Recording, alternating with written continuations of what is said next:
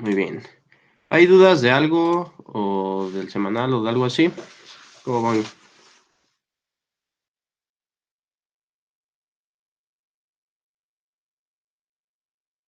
Ya estoy cocinando su proyecto, su último proyecto.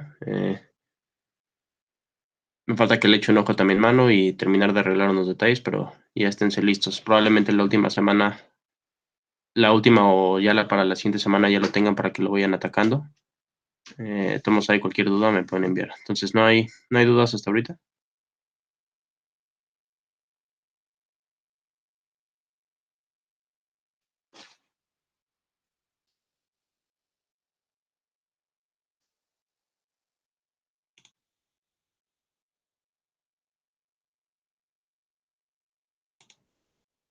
Magnífico. Pues vamos a empezar. Entonces ayer con Manuel habían visto un poquito de cosas de listas, entonces hoy vamos a repasar eso y agregar unas cuantas cosas y unas cuantas demostraciones, ¿va? Entonces ayer habían visto, a ver,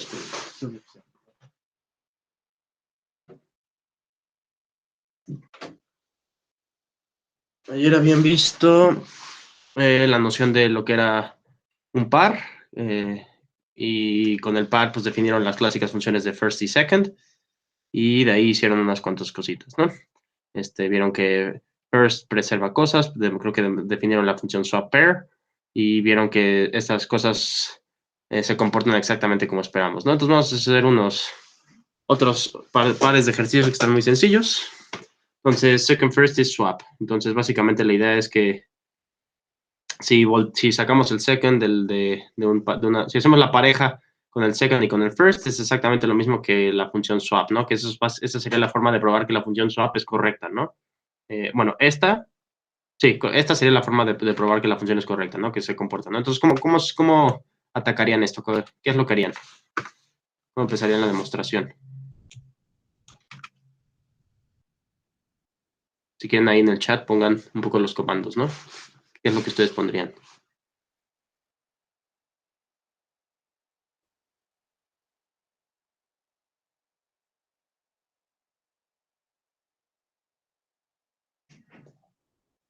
A ver, José, te voy a ventanear para que pongas ahí en el chat más o menos qué tácticas pondrías.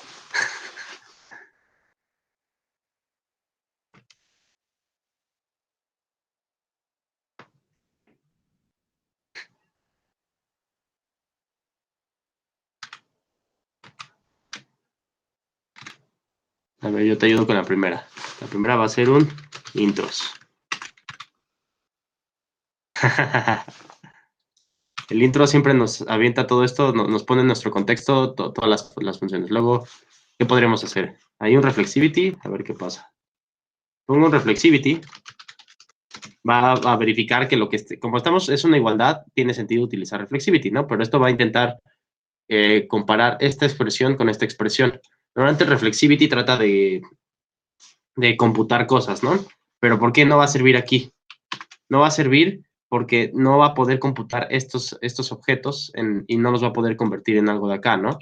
Entonces, sintácticamente, lo que está de este lado no es igual a lo que está de este lado, ¿no? Entonces, por eso reflexivity no sirve.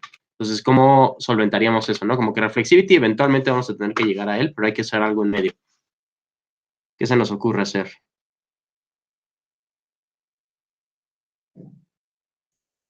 ¿Por qué no puede esta cosa simplificarse más?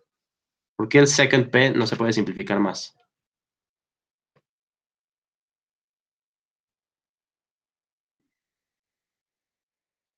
A ver, Alan, te veo muy calladito y muy tranquilo. ¿Qué debería ser?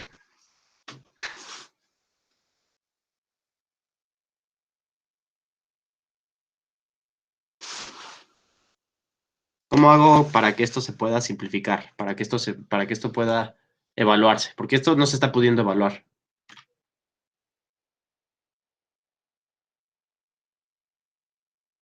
Exactamente. Como dice Braulio, un destruct. Al hacer un destruct, lo que va a hacer es que le va a dar forma a este objeto sintáctico que es P, cosa que no está reconociendo COP, ¿no? Entonces es un análisis de casos. Si hacemos un destruct P, aquí de hecho justo estaba el ejemplo. en el destruct P de esto, ¿no? Le está diciendo exactamente cómo queremos demostrarlo, cómo queremos desestructurarlo. Pero pues aquí podemos delegar la chamba de ponerle nombres a Coq y dejar que Coq ponga todo eso. Y pues para que funcione bien hay que escribir bien, ¿no? Destruct. Ya cuando uno destruye, desestructura más bien, yo siento que la mejor traducción para esto es desestructurar, porque es lo que estamos haciendo. Cuando le saca la estructura al P, ya lo convierte en un par, ¿no? Porque justamente estábamos declarando a P como un NatProd. Y la definición de un NatProd, ¿dónde estaba? Estaba hasta acá, tenía dos entradas, ¿no? Entonces, por eso Coq solito pone los nombres. De hecho, eligió los mismos nombres de acuerdo a la definición que dimos. Aquí hubiera puesto una X, Coq hubiera elegido el mismo nombre, ¿no? ¿Dónde estaba mi demostración? Aquí estoy. Si me hubiera ido para acá, noten como aquí ya pone la X, ¿no? Entonces, el cómo elige los nombres, de hecho, no tiene nada de complejo, ¿no? Todo es como lo hicimos nosotros. Entonces, como no me gusta andar cargando con... Bueno, ya, eso lo voy a dejar así. Vamos a ponerlo aquí. Entonces, cuando hacemos esta desestructuración, ya se convierte. Entonces, ya después de hacer esto, ya podemos hacerla.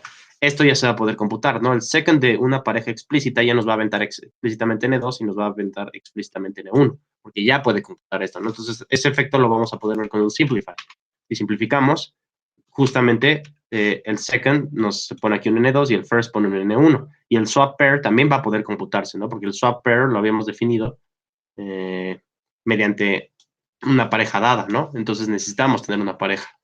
Entonces ya que teníamos con el destruct, obligamos a que hubiera una pareja, con el simplify ya va a quedar como queremos y ya de nuevo con el reflexivity. Entonces, con eso ya quedaría esta demostración. Entonces, ¿cómo quedaría cómo haríamos esta otra demostración? Ahora sí, ¿cómo se te ocurre, José o Alan o Braulio? A ver, vamos a ventanear a José. No, creo que prefieres que te digan Eliseo, así que vamos a ventanear a Eliseo. ¿Cómo estaría la demostración de esta parte?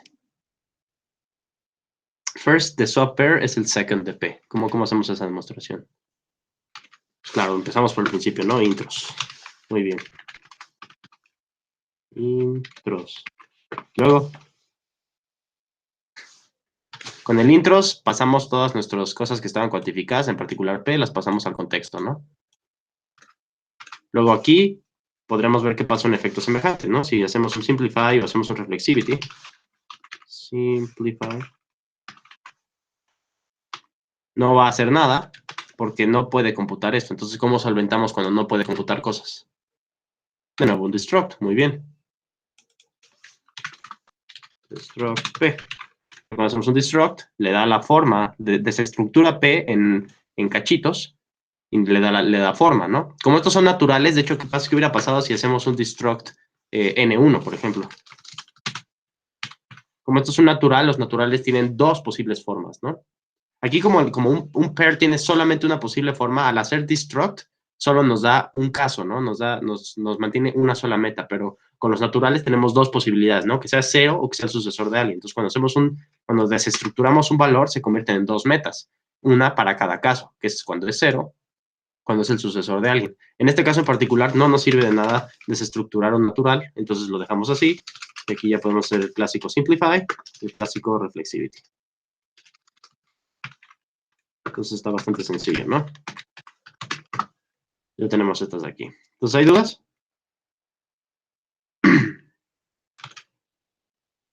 Entonces, habían definido también la noción de una lista, que una lista es una relación inductiva donde teníamos la lista vacía o la construcción o el cons de un objeto de la lista con otra lista, ¿no? Aquí no estamos dando espacio a que haya polimorfismo, pero eventualmente le vamos a poder agregar. Aquí estamos forzando que sean siempre elementos naturales, pero eventualmente podemos hacer que sean listas polimórficas.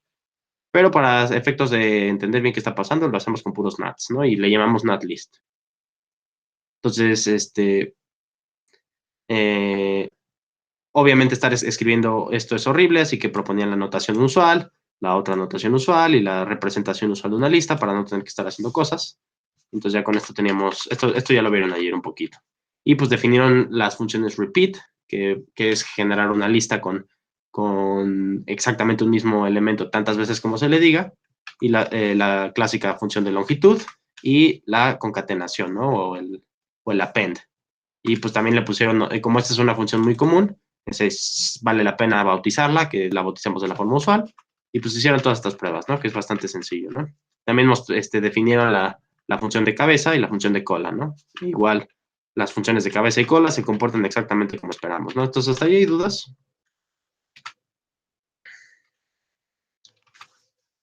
¿Todo bien?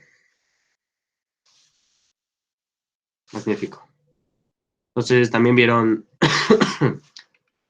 también vieron más propiedades de concatenación y de longitud. Creo que sí alcanzaron a demostrar todo esto.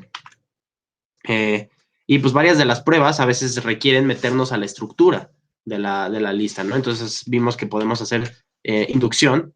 Bueno, en muchos de estos casos no hace falta hacer inducción, basta solamente considerar todas las distintas estructuras posibles que puede tener un objeto, y pues esto es lo que se logra con la táctica de struct. Aquí, si nos queremos poner fancy, pues le podemos bautizar como, pero se comporta igualito, ¿no? Entonces, si por ejemplo queremos ver que la longitud se lleva bien con el predecesor, pues aquí repartimos en casos, ¿no? Cuando es nil, cuando es nil, la longitud va a salir 0 y el predecesor de 0 va a seguir siendo 0, pues va a quedar, esto si lo simplificamos, si hacemos un simplify, pues va a salir 0 igual a 0, ¿no? Que es un reflexivity, ¿no? Que ya ni siquiera ponemos el simplify porque ya sabemos cómo se comporta, ¿no? Y cuando es alguien pegado con alguien, el predecesor pues va a ser la longitud menos lo de la cabeza, que los va a dejar igual a esta longitud, y de nuevo simplificamos, que eso lo hace solito el reflexivity y ya queda, ¿no? También mostraron la concatenación, la cual esta sí ya requiere un poco de inducción, y normalmente sale por inducción sobre el primer elemento, ¿no? Y la diferencia entre la desestructuración y la inducción es que la inducción nos agrega una hipótesis, ¿no? Cuando hicimos desestructuración, solamente era como un análisis de casos y no teníamos ninguna hipótesis. Cuando hacemos inducción, es muy parecido a un análisis de casos, pero nos agrega la hipótesis inductiva en los casos inductivos, ¿no? Entonces, por ejemplo, en el caso base, pues no hay hipótesis, pero en el caso inductivo nos agrega esta cosa de aquí. Si hubiéramos hecho un destruct, toda esta cosa no la tendríamos. Entonces, es virtualmente lo mismo, pero obviamente hay veces que sí necesitamos la hipótesis inductiva. La hipótesis inductiva es un poco más fuerte. Es una forma gratis de sacar más hipótesis, ¿no? Entonces también definieron la función reversa, se comporta exactamente como esperan, y creo que también mostraron ciertas propiedades de la función reversa, que la función reversa preserva longitud, entonces todo esto también sale por inducción. Vieron que a veces no con un simple rewrite funciona, que a veces necesitan hacer otros tipos de técnicas, ¿no? Entonces, hasta ahí hay dudas. Todo esto creo que ya lo vieron ayer, así que no me voy a pasar con muchos detalles. ¿Todo bien? Magnífico. Entonces vamos a tratar de poner un poquito de más definiciones, ¿no? Por ejemplo, la función count, que cuenta todas las apariciones de un elemento en una lista. Y por decir todas las apariciones, son todas, ¿no? Las listas permiten, a diferencia de los conjuntos, permiten repeticiones, ¿no? Entonces, vamos a tratar de definir una función count. ¿Cómo se les ocurre definir una función count? ¿Qué hay que hacer?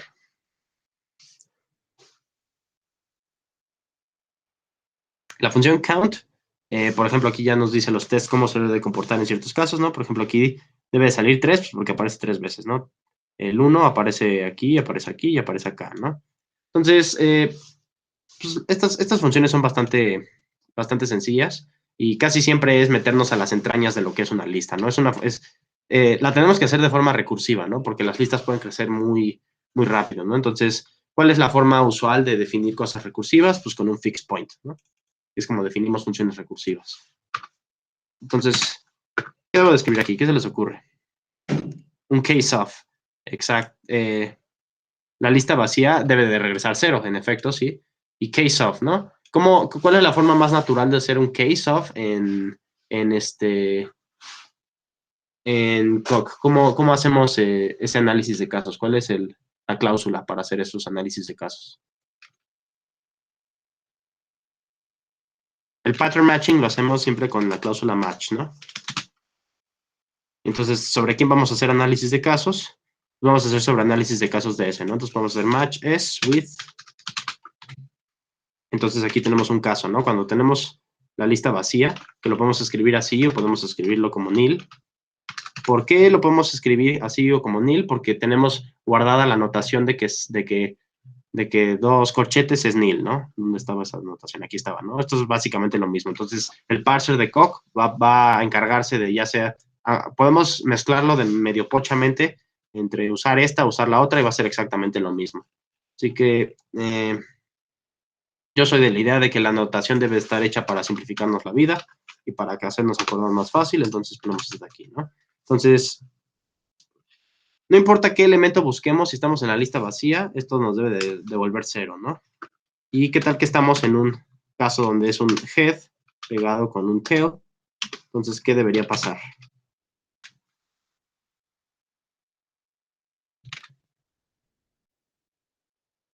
Sí, a mí también me pasa que se me olvida la sintaxis.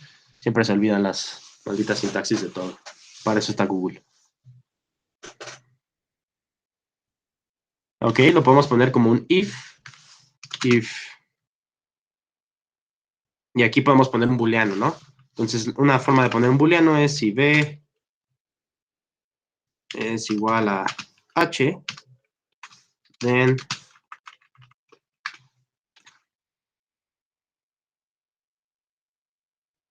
ajá, exactamente. Sí, exactamente, ¿no? Si b es igual a h, pues entonces es el sucesor de count de ¿quién? De count de b con t. Pero no me ladre esto. Else count de b con t, ¿no? Si no es igual, pues entonces ya nos saltamos ese, ¿no? Y seguimos con la contadera, ¿no? Entonces aquí ponemos un end. Y vamos a ver qué pasa. Vamos a ver si no nos ladra. A veces Coq se puede poner medio payaso con nuestras definiciones, porque, sobre todo en los fixed point, porque requiere que las definiciones claramente tengan un argumento descendiente. Eso es algo muy interesante que tienen las funciones de Coq. Entonces, puede ser que algunas funciones sean en cierto sentido correcto, pero Coq no pueda detectar su argumento descendiente. Y como quiere garantizar que todas las funciones terminan, puede ser que se les ponga a ladrar. Entonces, a veces nos vemos forzados a definir las funciones con un poco más de claridad. Esto, por ejemplo, hubiera pasado si hubiéramos ocultado la función count, así si aquí hubiéramos puesto como una función auxiliar que cuenta sobre la cola solamente, por ejemplo, si tuviéramos un como count tail, donde le metamos como parámetro toda la lista, entonces Coq no hubiera sido capaz de detectar el argumento descendente. Aquí, como ya lo estamos haciendo sobre meramente t, detecta el argumento descendente, ¿no? Pero si hubiéramos hecho como un count aux que tomara como parámetro toda la lista, que tomara toda esta cosa junto con el elemento que estamos buscando, y que en el fondo esta cosa fuera virtualmente lo mismo que un count de b con t, y hubiéramos introducido esta cosa aquí, ya nos hubiera ladrado mucho. Aquí a lo mejor lograr alcanzar esto hubiera sido complicado, porque pues todavía no lo defino, ¿no? Pero imagínense que hubiera definido otra versión parecida antes y me estuviera contando con ella, ahí me hubiera ladrado Coq porque esto no hubiera terminado, ¿no? Entonces ahí les dejo como tarea moral que busquen otros ejemplos y que los corroboren que eso puede pasar, ¿no? Por el momento aquí no hizo mayor problema y pues esta prueba es la de siempre, ¿no? Para ver que se comporta igual, es pues, un simple reflexivity y un QED, ¿no? Entonces, para esto hay que escribirlo bien. Reflexivity. ¿Sí lo escribí bien? Sí. Ya queda, ¿no? Lo mismo acá, ¿no? Entonces, pues hasta ahorita todo bien. ¿Estamos bien? Exactamente, bien. Entonces, vamos a tratar de definir algunas funciones de eliminación, como por ejemplo, como en las listas puede haber varias apariciones, vamos a definir una función que elimine el primer elemento de una lista. A ver, vamos a ventanear ahora a Alan. Alan, ¿cómo se te ocurre definir esta función? ¿Por dónde empezamos? Es la función que toma un parámetro natural, toma una lista y nos devuelve una lista donde eliminamos la primera ocurrencia de este natural.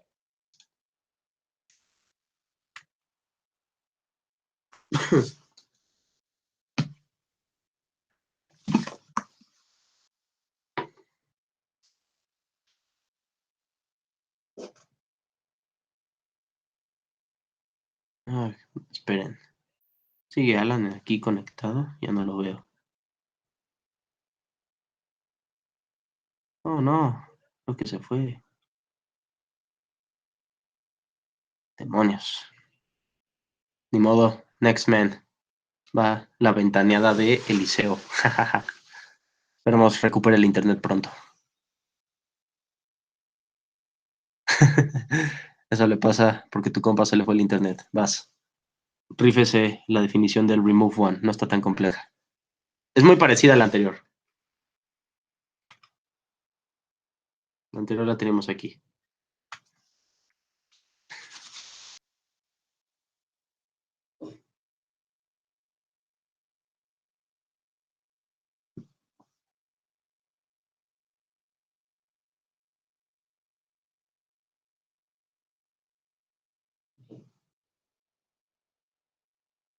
Muy bien. Entonces empezamos por el principio, ¿no? Y de nuevo, para hacer un análisis de casos, pues de nuevo un match, ¿no? Match. S with. Entonces, como dice su buen compa, si es vacía, ahí. Devolvemos el 0. Y si no es vacía, ¿cómo escribimos que no sea vacía? Le decimos que tenga la forma h concatenado con un tail. Aquí, de nuevo, está Coq es capaz de identificar esa notación, ¿no? Entonces aquí podemos poner, ¿qué ponemos? Pero hay que hacer antes una verificación, ¿no? Porque si es una h con t y regresa solamente t, tú estás borrando el primer elemento independientemente de si cumple lo que estamos buscando, ¿no? Lo que queremos es eliminar la primera ocurrencia de b. Entonces, ¿cómo verificamos eso?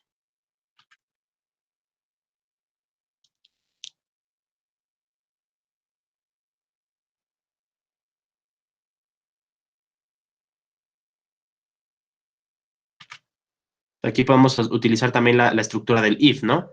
Con el if verificamos que el primer elemento coincida con la cabeza, ¿no? Entonces vamos a copiar toda esta cosa y ahorita nos hacemos bolas de cómo buscarlo, ¿no? Entonces, si esta cosa coincide con la cabeza, entonces aquí es donde lo vamos a borrar, ¿no? Como va a ser la primera ocurrencia, entonces aquí es donde borramos y sencillamente devolvemos t, ¿no? Entonces aquí ponemos t.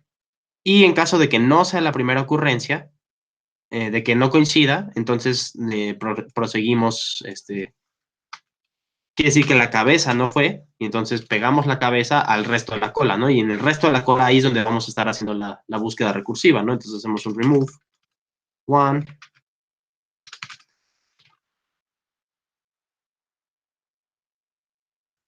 remove one con B y con T. ¿Ok? Ahora, aquí algo que merece decir es que este if es un poco payaso, los ifs de Coq, porque solo reciben booleanos tal cuales, ¿no? Podemos tener como... hay muchas cosas que vamos a estar desarrollando cuando estemos viendo el tipo de dato prop que parecen booleanos, que se comportan muy parecido con booleanos, pero que no son tal cual booleanos. Entonces, si no tenemos una función que sea explícitamente de booleanos, no podemos usar la estructura de un if. Por ejemplo, si tuviéramos un prop, aquí a lo mejor tendríamos que escribirlo de otra manera, pero no hay de que... Aquí, otra forma alternativa en la que lo hubiéramos podido hacer esto es volviendo a hacer otro análisis de casos. Entonces, es adecuado tener tener en cuenta que podemos hacerlo de varias maneras, ya sea con un if o con análisis de casos, ¿no? Entonces, en este caso, solo para tener en cuenta esto, lo voy a hacer con un análisis de casos, ¿no? With. Por si les ladra los if, utilicen el análisis de casos. Entonces, aquí, esta cosa nos puede dar o falso o verdadero, ¿no? Entonces, si sale false, entonces podemos devolver, si sale true, que diga, podemos devolver justamente t, y si sale false, podemos devolver exactamente esto de aquí, ¿no? Para no usar el if. A veces el if es más eficiente, pero aquí lo voy a poner así nada más para que tengan en cuenta que estas dos posibilidades son equivalentes. Entonces, aquí qué frito. No era 0, aquí era la lista vacía.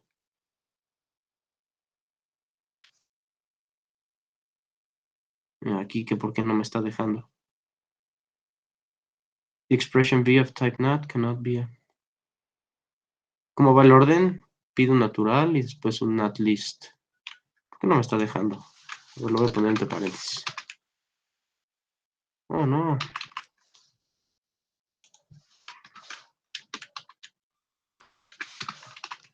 Ahí está, sí, ya. Ese era el problema.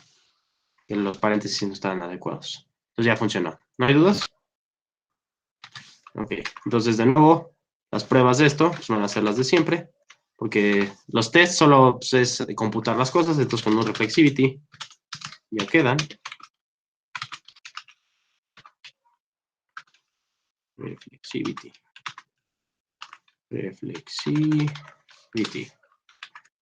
Y ya queda, ¿no? Y todo se comporta exactamente como queremos, ¿no?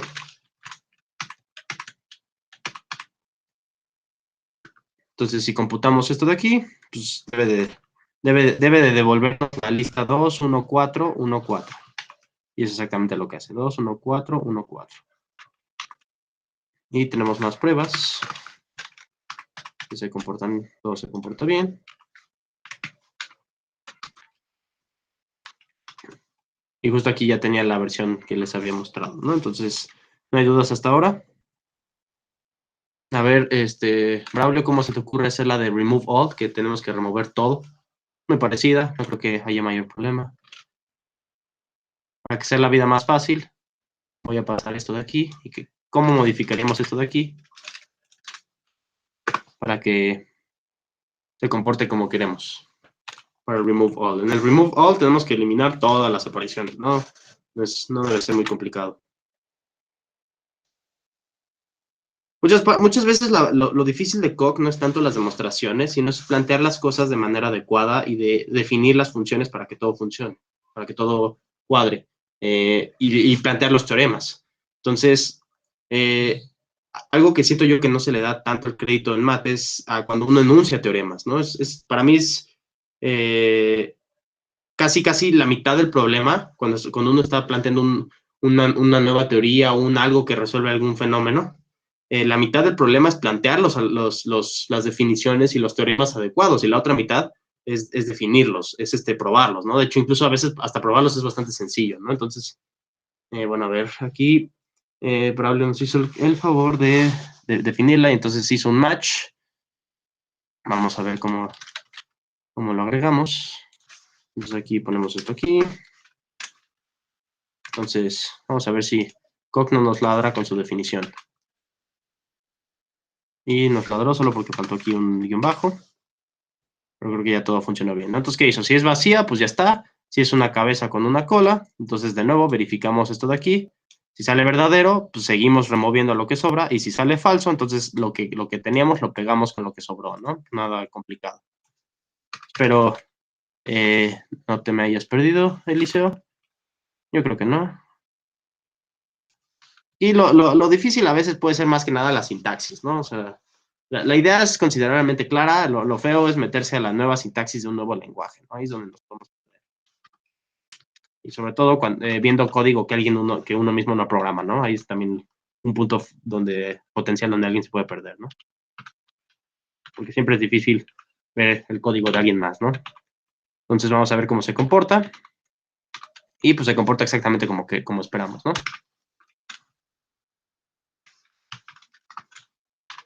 Entonces todo esto lo que se va a comportar igualito como esperamos, ¿no? Muy bien. Entonces todo esto va funcionando bien, ¿no? Entonces vamos a tratar ahora de definir una función member. Entonces, ¿cómo definimos una función member? Vamos a tener una lista y vamos a tener un objeto. Entonces, es una función básicamente booleana. Entonces, pues de nuevo hay que hacer un análisis de casos, ¿no? Y podemos hacer un match, s, with. Y si tenemos la lista vacía, pues evidentemente el vacío no tiene elementos. Entonces aquí regresamos un false. Y si tenemos un H con un T, ¿qué debemos de devolver?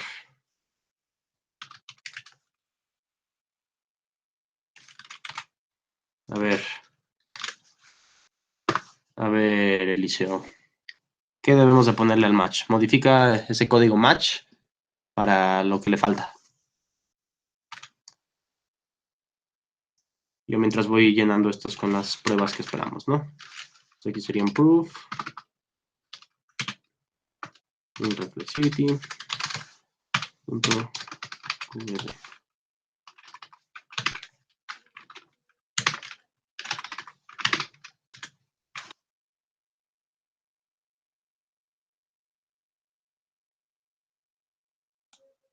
A ver, se mandó incompleto, pero vamos bien.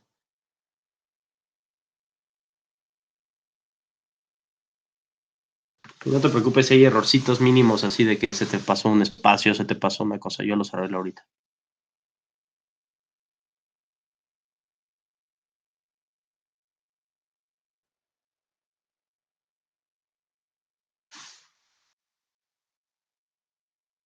Pero pues ahorita esta parte sí va bien. Entonces aquí podemos poner esto acá.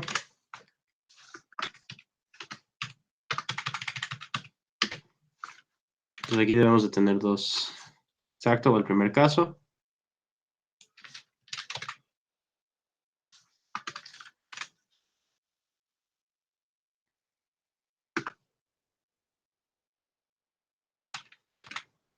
Exactamente, ¿no? Si sale true, es true. True. True. Muy bien. Entonces ya debería de... ¿Por qué no se está ladrando? Member. Y no estoy entendiendo por qué no se está ladrando. Debe con es. Ah, interesante. Ah, porque aquí lo puse como una definición y no como un fixed point. Ah, eso es algo interesante. Vamos a hacer esto. Un fixed point. Ya no nos debe de ladrar. Lo que pasa es si vamos a hacer una definición alternativa de sí, que creo que era la idea original, por eso me pasó. Vamos a hacer una definición alternativa donde no sea un fixed point, porque esta es la manera recursiva, ¿no? ¿Cómo lo definiríamos? De manera y sin hacer recursión, como una definición. Entonces lo voy a poner member prima.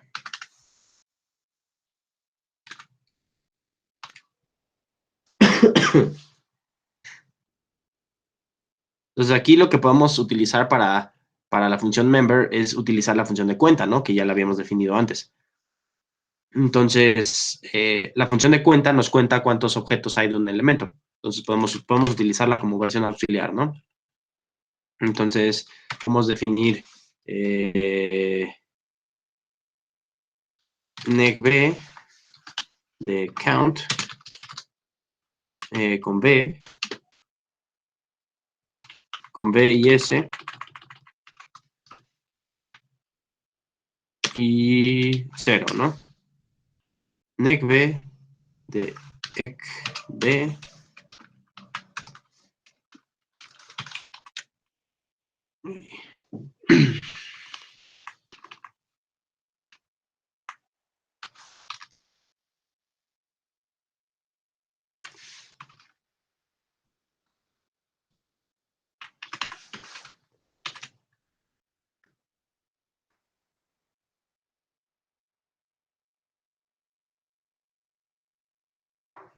no, es que ecb no es. ecb es esto de aquí, ¿no? Igual. Entonces, ¿qué estoy haciendo? Voy a contar cuántas apariciones hay de B en S y verificar si como naturales esto es igual a 0. Esto nos va a salir un natural, ¿no? Que es la cantidad de veces. Si esa cantidad de veces es igual a 0, entonces querrá decir que no es miembro, ¿no? Entonces, cuando no es miembro, esto nos va a salir, si es 0, entonces nos va a salir esto true. Por eso le saco un negro, ¿no? Entonces sería la versión alternativa, pero todo funciona igual, ¿no? Me gusta más la versión recursiva porque es un poco más eficiente, porque la cuenta va a recorrer toda la lista contando y después hace una comparación, lo cual no es muy eficiente, ¿no? Entonces, bueno, creo que quedó claro. Ahora, la función subset. ¿Cómo podemos definir la función subset? Podemos... Vamos a hacerla para abajo. ¿Qué podemos hacer? Y la función subset podemos hacer un... Bueno, como ya no tengo tanto tiempo, vamos a hacerla esta de acá. Podemos hacerla de dos maneras, ¿no? Podemos hacer un análisis de casos o podemos ir verificando el membership, ¿no? Y si cabeza a cabeza se va haciendo el membership, va funcionando, ¿no? Entonces voy a copiar esta versión. Entonces, ¿cómo funciona? Vamos a separar el primer elemento, ¿no?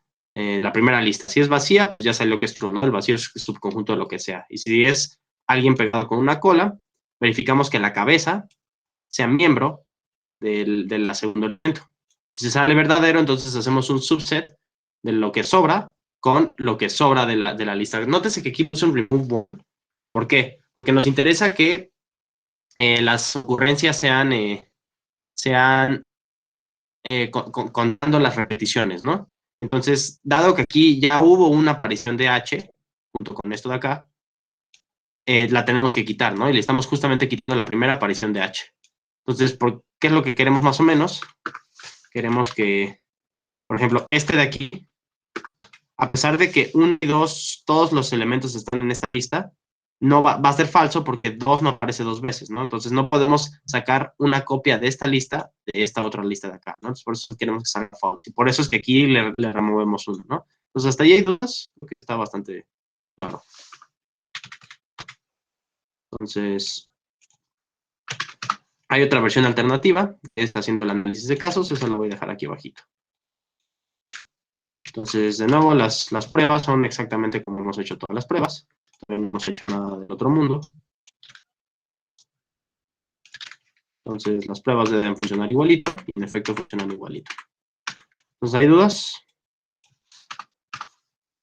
Entonces, vamos a tratar de definir otras funciones, ¿no? Funciones de filtrado, ¿no? Como la función non-ceros, ¿no? Que es básicamente quitarle todos los ceros a una lista, ¿no? Entonces, ¿cómo le hacemos? ¿Cómo definimos la non-ceros?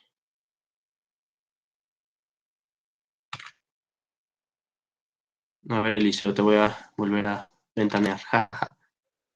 Y a ti, ¿cómo se llama? A ti, bro, te va a tocar la de odd members, que va a ser la función que filtra, que obtiene solamente los elementos impares.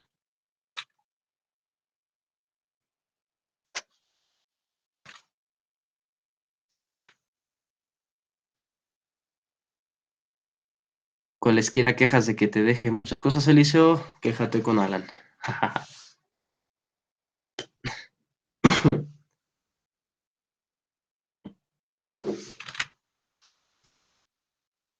Entonces yo les voy a ayudar con las pruebas, ustedes ayudan con la definición. Soy bien chaca porque las pruebas todas son iguales.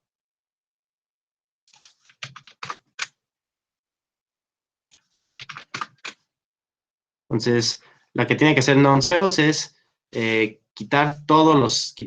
la misma lista, pero quitando todas las ocurrencias de cero, ¿no? Por ejemplo, esta de aquí nos va a devolver solamente 1, 2, 3.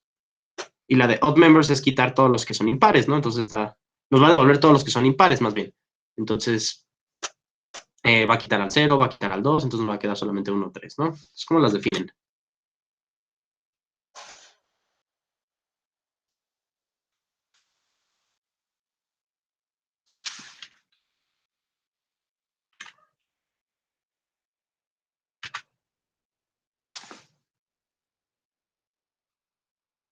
Ok.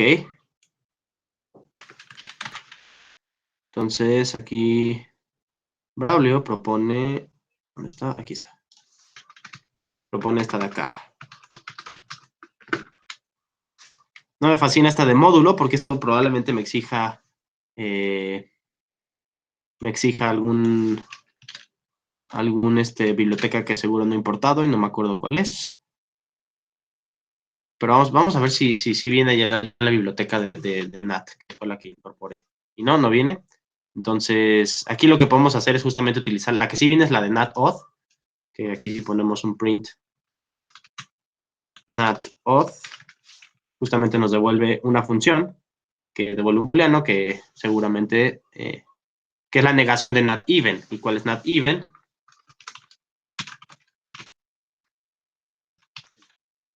NatEven es justamente el match, donde si es 0 es true, si es 1 es falso, y si es el sucesor de alguien, sea justamente even del anterior, ¿no?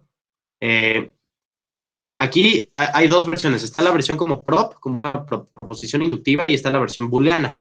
Cuando es con minúscula es la versión booleana. De hecho, si buscamos con mayúscula, salen las versiones como proposición inductiva. Entonces, esta se convierte en una proposición y la convierte en la proposición de que existe alguien que sea de esta forma, ¿no? Y en NatEven, que existe alguien que sea n de 2m, ¿no? Se convierten en proposiciones. Entonces, aquí solamente se va a modificar esto por un nat.auth ¿de quién? Nat.auth de h, ¿no? Y si nat.auth de h sale verdadero, entonces quiere decir que es impar, entonces bueno, creo que aquí solo sería cambiar eso, ¿no? Por un false, ¿no? Sale falso, entonces no. Si sale true, aquí es donde tiene que ir un true, y aquí es donde tiene que ir un false, ¿no? Porque queremos que quite todos los que son impares, no queremos que solo con los pares, ¿no? Entonces aquí ponemos un false. Y ya con eso quedaría. Y a ver.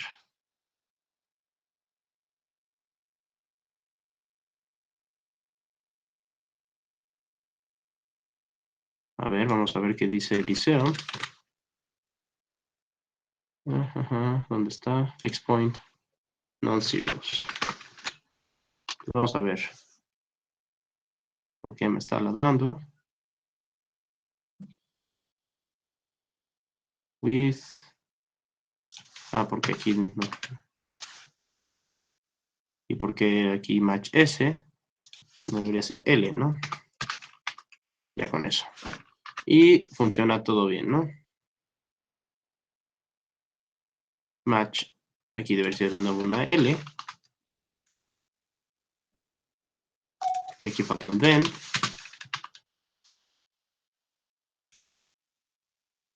Y aquí falta una S. Aquí también. Y ya queda, ¿no? Entonces vamos a ver que se comporten bien.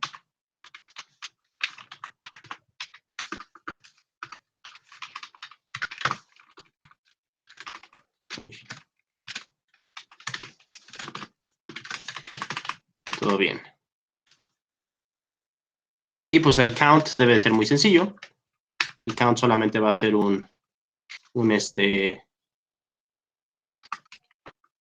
solamente hacemos un count. Ahí. Count. No, un length de odd members de L, ¿no? Y ya debería salir, ¿no? Sí, si queremos contar la cantidad de elementos impares, pues filtramos la lista que se vuelva los puros elementos impares. También lo podremos definir de manera recursiva, pero creo que es más fácil si lo hacemos ya de manera directa. Y de nuevo las pruebas se comportan exactamente como esperamos, ¿no?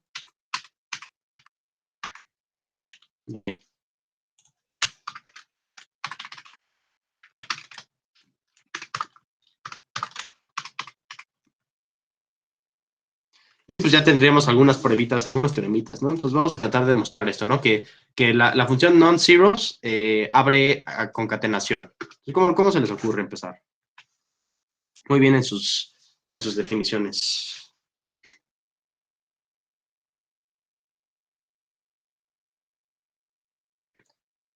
Sí, aquí apenas estoy viendo que hay equivalente al modo. Sí, probablemente no me sé bien todas las bibliotecas. Hay una donde sí hay módulos,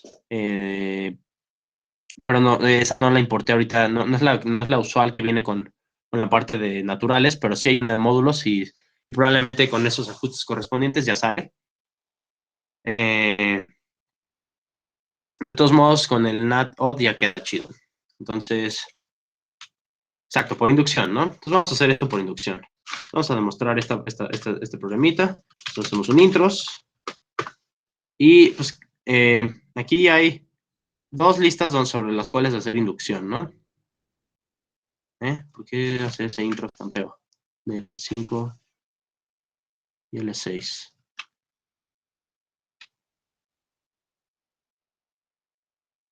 Qué raro. Seguramente en la definición de non-zeros o en la definición de lista utilizo esos. No importan los nombres, realmente. Entonces, induction, L, ¿no? 5. Da lo mismo realmente el orden. Conviene hacerlo sobre el izquierdo para que la concatenación se lleve bonito, ¿no? Porque si no tenemos que utilizar propiedades de la concatenación que a lo mejor no están tan claras, ¿no? Entonces vamos al primer caso. En el primer caso, pues si simplificamos, el primer caso es cuando la primera entrada es vacío, ¿no? Entonces, esto de aquí, por definición de la concatenación, va a ser exactamente L6. Entonces, si simplificamos, esto se convierte en esto mismo y queda con un sencillo y bonito reflexivity, ¿no? Lo bonito de las inducciones aquí en Coq es que se encarga de mucha de la chamba fea, ¿no? Lo que se vuelve tedioso a la hora de estar escribiendo a mano, esto ya se lo avienta de golpe. Entonces, hay muchas cosas que son que se simplifican bastante, ¿no? Entonces, ¿qué pasa si hacemos una simplificación? Si simplificamos, desdobla todas las definiciones. Y empezar a maniobrar con estas definiciones no está nada sencillo, se puede volver muy engorroso, ¿no? Entonces vamos a tratar de evitar simplificar. Entonces, aquí hay algo que debemos hacer. ¿Cómo podríamos proceder?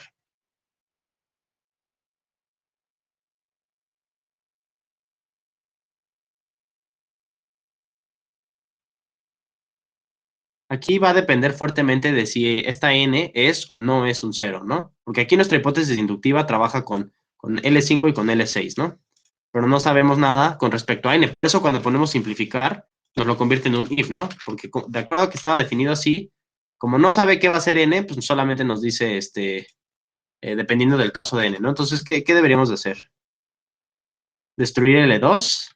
Antes de destruir L2, podríamos destruir n, ¿no? Porque n es lo que nos va a decir si podemos convertir esto a... Si podemos resolver esta cómputo, ¿no? El cómputo de non-zero. ¿Cómo estaba la de non-zeros? Lo que hacía es verificaba si la cabeza era igual a 0, ¿no? Entonces, si destruimos la cabeza, como va a ser un natural, o va a ser 0 o va a ser el sucesor de alguien. El sucesor de alguien no es 0, ¿no? Entonces, aquí podemos hacer sencillamente un destruct n, que es básicamente la cabeza la que vamos a destruir. Y se nos van a hacer dos metas. Entonces, la primera de esas metas, y estas metas están dentro de otra meta, ¿no? Entonces tenemos que hacer un subbullet. Entonces aquí pongo esto con dos guiones, o si quieren con un más, ¿no?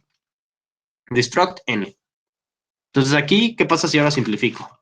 Si simplifico, ya se vuelve algo mucho más manejable. Y esto de aquí ya es exactamente la hipótesis de inducción. Entonces aquí ya puedo poner sencillamente una assumption, porque es algo, esta igualdad es exactamente la misma de aquí, y así ya me ahorro tener que estar escribiendo rewrite y reflexivity, ¿no? Con el assumption como es igualito, esto de aquí ya lo tengo como hipótesis, ¿no? Entonces ya queda. Y nos vamos al siguiente caso. Aquí en este caso ya tenemos el sucesor de alguien. ¿Qué pasa si hacemos el simplify? Ya nos detecta, ya resuelve el if, porque ya sabe que esta cosa va a salir distinto de 0, ¿no? Por cómo está definido aquí donde estaban nuestros ceros, aquí, tenía un if con esto de aquí. Vamos a acordarnos cómo estaba definido este operador, ¿no? Entonces, poníamos un locate y entre comillas ponemos este operador, ¿no? Pues con esto ya sabemos qué nombre tiene, ¿no? Nat ecb. Entonces, si nos vamos aquí y ponemos un search, o más bien un print, nat print nat ecb, nos pone cómo está definida. Y cómo está definida, si nos encuentra con el sucesor de alguien, El 0 con el sucesor de alguien ya nos avienta inmediatamente false, ¿no? Entonces, ya ni siquiera tenemos que meternos mucho en la estructura. Solito hace el pattern matching y ya nos avienta el false, ¿no? Que fue exactamente lo que hizo aquí, ¿no? Aquí lo que hizo fue distinguió esta cosa, antes de hacer el simplify, que esta cosa, al checar la igualdad, va a checar la igualdad de la cabeza con 0, pero va a salir que eso es falso porque esto es un sucesor y 0 pues es 0, ¿no? Entonces, solito, por cómo está definido la función booleana de igualdad entre naturales, esto se va a resolver. Entonces, un simplify de golpe resuelve todo esto. Pero aquí lo que necesitamos es un limita, ¿no? Si dos listas coinciden en cabezas, la igualdad de dos listas coincide en cabezas sí, solo sí. No, dos listas son iguales, sí, solo sí, sus cabezas son iguales y sus colas son iguales, ¿no? Entonces aquí, de hecho, no, ni siquiera tenemos que hacerlo tan gacho, ¿no? Aquí básicamente con un rewrite ya lo armamos, porque ya está aquí toda la expresión solita, ¿no? Entonces vamos a hacer un rewrite de hipótesis inductiva L5 y ya nos queda dos expresiones sintácticamente igualitas. Entonces ya con un reflexivity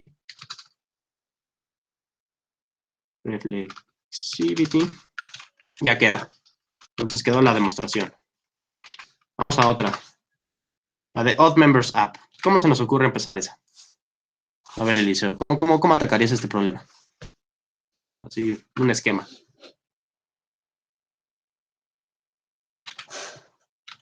Yo te ayudo. Vamos a empezar por el principio. Jajaja.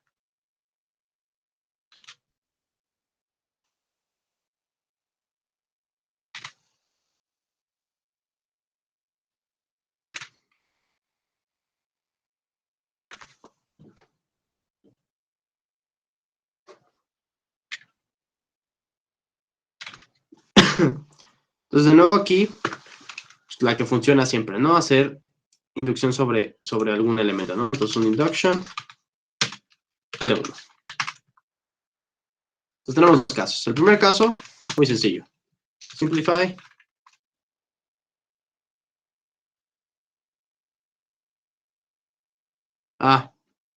Esto fue un problema mío de hacer mal copy-paste. Odd members, ¿dónde está lo de odd members? Sí, copy-paste mal esta. De nuevo. Induction. Hice inducción sobre L1, pero L1 no existe. L5. Listo. Si simplificamos, ya queda, ¿no? Reflexivity. Muy bien. Nos vamos al siguiente caso.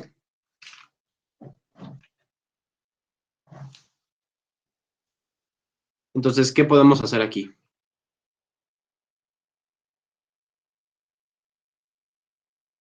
Aquí se puede volver un poco más complicado, ¿no? Porque si hacemos, si desestructuramos N, no vamos a saber nada sobre su paridad.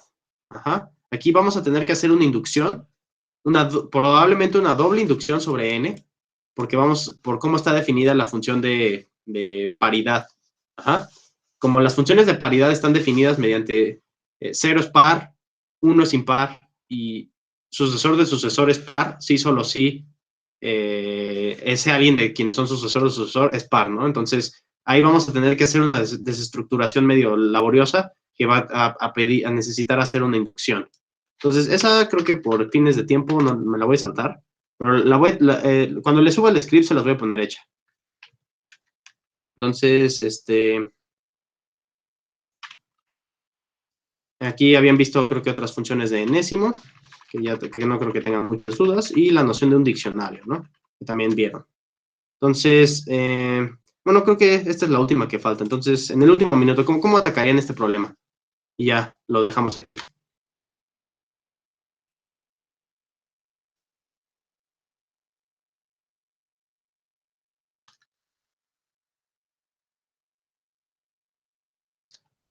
Más, voy a dejar un hint para este problema. Lo voy a resolver, pero voy a dejar un hint y se lo voy a dejar como tarea moral o en una de esas lo añado al semanal. Lo voy a pensar. O lo añado al semanal como algo extra. Lo voy a pensar. No está tan feo, pero a lo mejor requiere una doble inducción. Si lo añado al semanal, lo añado con un hint. porque sí va a requerir hacer una doble inducción medio feita. Sobre todo meternos a las entrañas de lo que es el even, ¿no? Entonces yo creo que por el momento ya le vamos a dejar aquí. ¿Hay alguna duda? ¿Todo bien?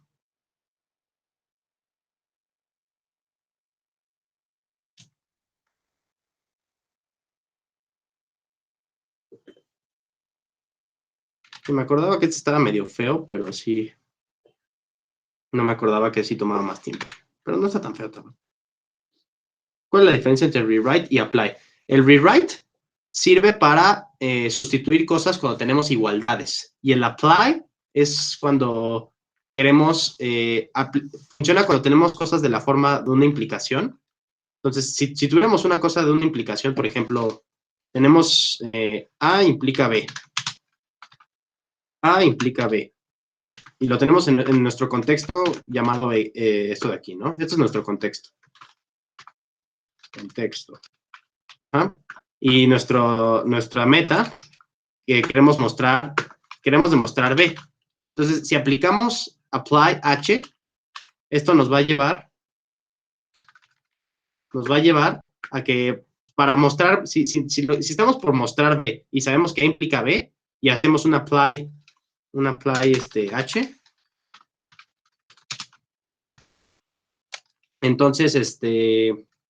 entonces nos va a convertir la meta 2, meta nueva, se va a convertir en un A, ¿sí? ¿Qué está haciendo? El apply tiene muchas formas de usarse. Entonces, esta es una de las formas clásicas. O sea, tenemos una implicación, lo que hace es, el razonamiento detrás de esto sería, si tienes que mostrar B y sabes que A implica B, entonces basta mostrar A. Por eso se convierte la meta en esto. Es una de las formas de usarse. Otra de las formas de usarse es que si tuviéramos una hipótesis que fuera A y nuestra meta fuera exactamente, más lo voy a poner así, nuestra meta fuera exactamente mostrar A, el apply H, ya nos demuestra todo, porque básicamente estamos aplicando un teorema, ¿no? El apply es la idea de aplicar un teorema. Los teoremas nos los podemos encontrar como implicaciones o como el teorema tal cual. Aquí la meta se satisface por exactamente esto de acá. ¿Por qué utilizo más el apply? Cuando tengo igualdades, como ¿dónde fue donde dice eso? ¿Dónde estaba en este apply?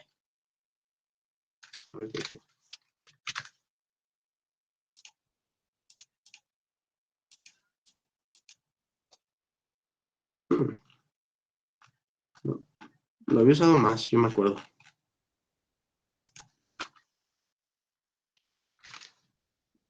Cuando tengo igualdades que se encuentran exactamente en el mismo contexto, imagínense que tuviéramos una igualdad, que tuviéramos que mostrar que A es igual a B. Y yo tengo en las hipótesis que A es igual a B. Entonces, la forma usual sería haciendo un rewrite H, y esto nos va a convertir la meta en un A igual a A, para que después usemos un reflexivity. Al usar el reflexivity ya se resuelve, porque ya hicimos esto, ¿no? En el rewrite solo hacemos sustituciones textuales. En el apply, si hubiéramos hecho sencillamente un apply H, ya nos ahorramos estas dos tácticas, porque ya no tenemos que hacer la sustitución después de reflexivity. No sé si quedó claro. Y el bonito del apply es que el apply permite que metamos ya sea hipótesis o bien que metamos teoremas anteriores, dándoles el identificador a ese teorema. Entonces el apply es un poco más fuerte. Vamos a estar viendo también más tácticas de apply. ¿Sí resolvió la duda?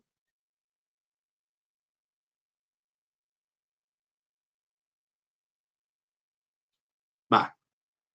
Bueno, voy a ponerle el hint a ese problemita que faltó, o si veo que está muy feo ya lo agrego tal cual al script. No creo que esté tan complicado, la verdad, no recuerdo que esté tan complicado. O si no, lo pongo en el semanal. Entonces, cualquier cosa, ahí estamos en contacto. Si ya no hay más dudas, pues ya le paramos aquí, ¿va?